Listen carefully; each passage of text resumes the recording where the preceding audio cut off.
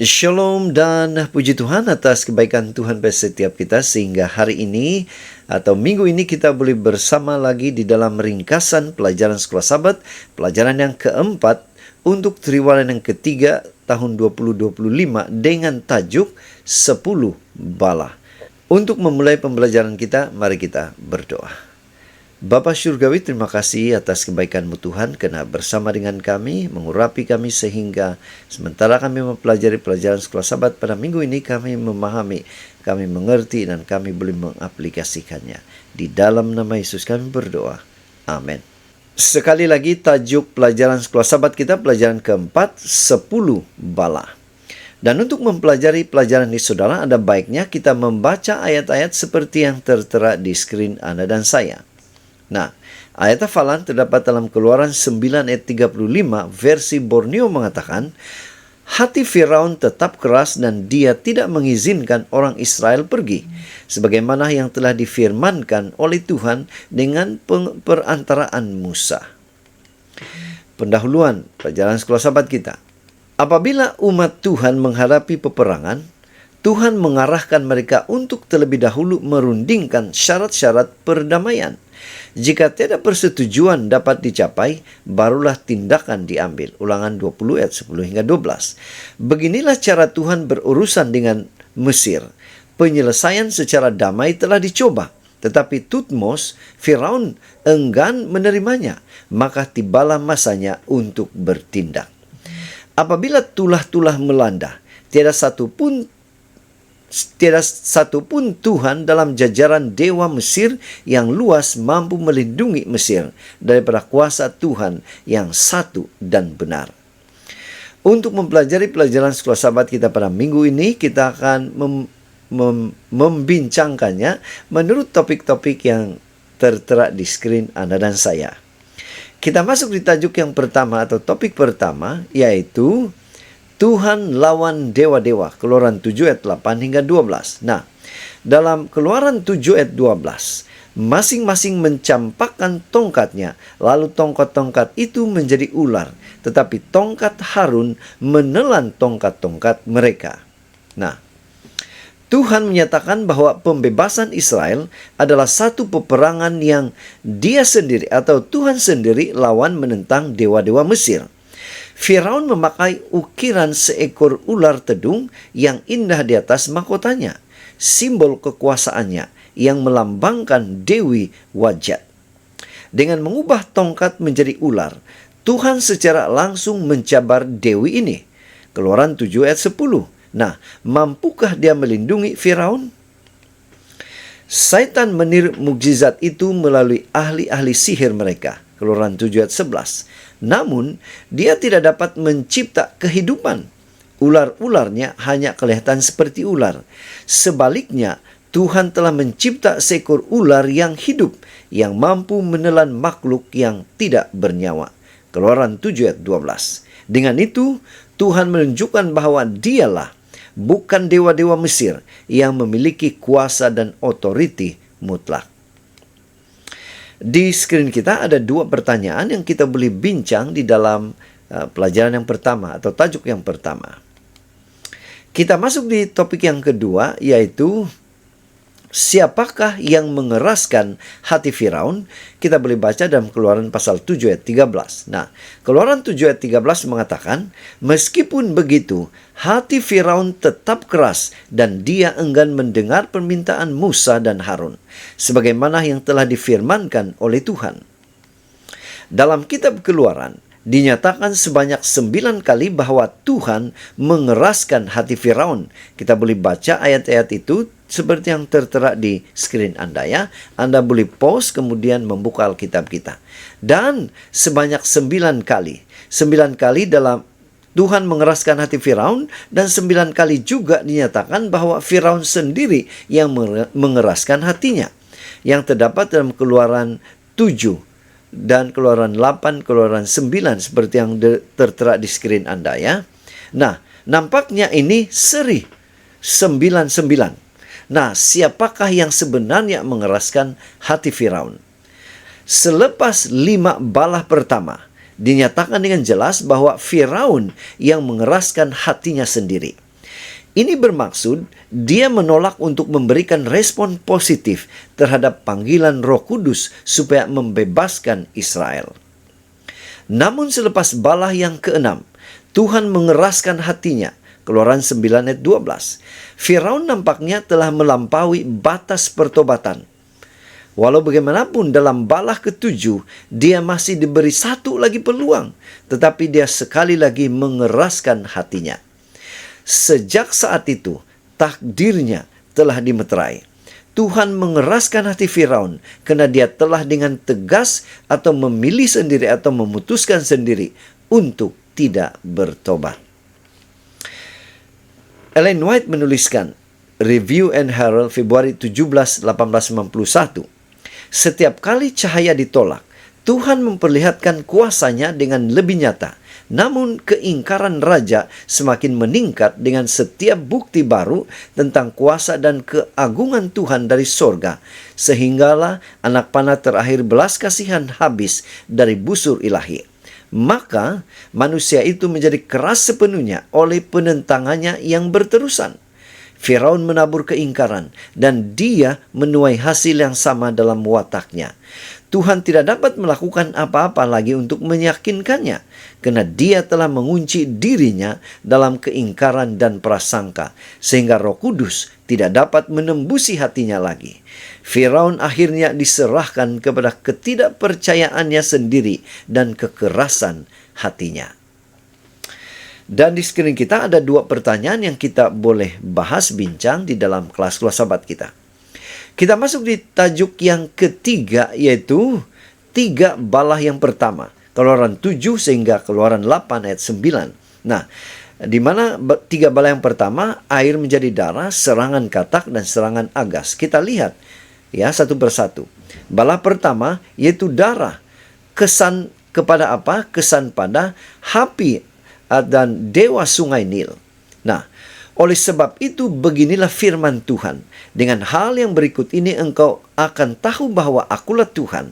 Lihat, dengan tongkat di tanganku ini akan kupukul air sungai Nil, dan air itu akan berubah menjadi darah. Sungai Nil dengan banjirnya memberikan kehidupan kepada Mesir. Tetapi siapakah yang menciptakan sumber air itu? Ahli-ahli sihir hanya mampu meniru perubahan air itu, tetapi mereka tidak dapat mengembalikannya seperti sedia kala. Balah kedua, yaitu serangan katak. Kesan pada apa? Hiket, dewa katak. Firman Tuhan lagi kepada Musa, katakanlah kepada Harun, hulurkanlah tanganmu dengan tongkatmu di atas segala sungai, terusan serta kolam, dan buatlah supaya muncul segala katak di atas tanah Mesir. Keluaran 8 ayat 5. Nah, sekali lagi, para ahli sihir meniru wabak itu, tetapi mereka tidak mampu menghentikannya. Balah ketiga, yaitu serangan agas. Kesan pada Geb, dewa tanah.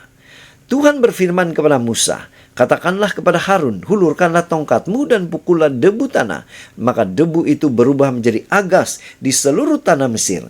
Keluaran 8 ayat 16. Nah, menciptakan kehidupan dari debu tanah, menciptakan kehidupan dari debu tanah, kini tiada lagi keraguan tentang asal-usul wabak itu. Para ahli sihir gagal meniru bala ini dan mereka berkata kepada Firaun, inilah kuasa Allah. Keluaran 8:19. Dan akhirnya para ahli sihir terdiam. Dan di screen kita ada satu pertanyaan yang kita boleh bahas, ya, yang berkaitan dengan tajuk yang ketiga. Kita masuk di tajuk yang keempat, yaitu lalat, ternakan, dan bisul, yaitu balah yang seterusnya. Serangan lalat, ternakan mati, dan serangan bisul. Nah, balah yang keempat, yaitu serangan lalat, kesan pada Utchit atau Dewi Paya. Maka Tuhan pun berbuat demikian. Maka datanglah begitu banyak kawanan lalat yang masuk ke dalam istana Firaun, ke dalam rumah para pegawainya, dan ke seluruh tanah Mesir. Rosaklah negeri itu akibat kawanan lalat itu. Keluaran 8 ayat 24. Nah, buat pertama kalinya orang Israel dilindungi daripada wabak itu. Hal ini mendorong Firaun untuk berunding, tetapi akhirnya dia gagal menunaikan janjinya. Kemudian balah yang kelima, ternakan mati, kesan pada apa? Knum atau dewa pencipta. Maka tangan Tuhan akan mendatangkan penyakit sampar yang sangat teruk kepada ternakan kamu di padang, yaitu kuda, keldai, unta, lembu, serta domba. Keluaran 9 ayat 3. Banyak dewa mempunyai kepala daripada haiwan, maka bala ini telah menghinakan mereka sendiri. Bala yang keenam, yaitu bisul, kesan pada Shikmet, dewi penyembuh.